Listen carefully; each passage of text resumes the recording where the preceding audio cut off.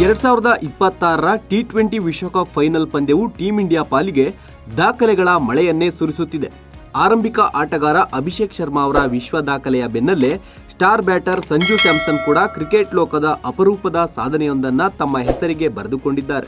New Zealand ವಿರುದ್ಧದ final ಪಂದ್ಯದಲ್ಲಿ ಅರ್ಧಶತಕ ಸಿಡಿಸಿದ Sanju Samson T20 ವಿಶ್ವಕಪ್ ಇತಿಹಾಸದಲ್ಲೇ ಸತತ 3 ಇನ್ನಿಂಗ್ಸ್ಗಳಲ್ಲಿ 50 ಅಥವಾ ಅದಕ್ಕಿಂತ ಹೆಚ್ಚಿನ ರನ್ ಗಳಿಸಿದ ವಿಶ್ವದ 7ನೇ ಬ್ಯಾಟರ್ ಎಂಬ ಹೆಗ್ಗಳಿಕೆಗೆ ಪಾತ್ರರಾಗಿದ್ದಾರೆ. ಟಿ20 ವಿಶ್ವಕಪ್ನಲ್ಲಿ ಸತತ 3 ಪಂದ್ಯಗಳಲ್ಲಿ 50+ ಸ್ಕೋರ್ ಮಾಡಿದ ಭಾರತದ ಕೇವಲ 3ನೇ ಆಟಗಾರ ಎಂಬ ಕೀರ್ತಿ ಸಂಜು ಪಾಲಾಗಿದೆ. ಇದಕ್ಕೂ ಮೊದಲು ದಿಗ್ಗಜ ಬ್ಯಾಟರ್ ವಿರಾಟ್ ಕೊಹ್ಲಿ ಮತ್ತು ಕೆಎಲ್ ರಾಹುಲ್ ಮಾತ್ರ ಈ ಸಾಧನೆ ಮಾಡಿದ್ರು.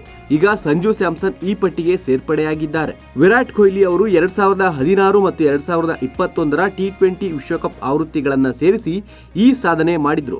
2016ರ ವಿಶ್ವಕಪ್ನ ಕೊನೆಯ 2 ಪಂದ್ಯಗಳಲ್ಲಿ ಅಜೇಯ 82 ಮತ್ತು ಅಜೇಯ 89 ರನ್ ಗಳಿಸಿದ್ದ ಕೊಹ್ಲಿ ನಂತರ 2021ರ ವಿಶ್ವಕಪ್ನ ಮೊದಲ ಪಂದ್ಯದಲ್ಲಿ 57 ರನ್ ಗಳಿಸುವ ಮೂಲಕ ಸತತ 3 ಅರ್ಧಶತಕಗಳ ಮೈಲುಗಲ್ಲು ತಲುಪಿದ್ರು.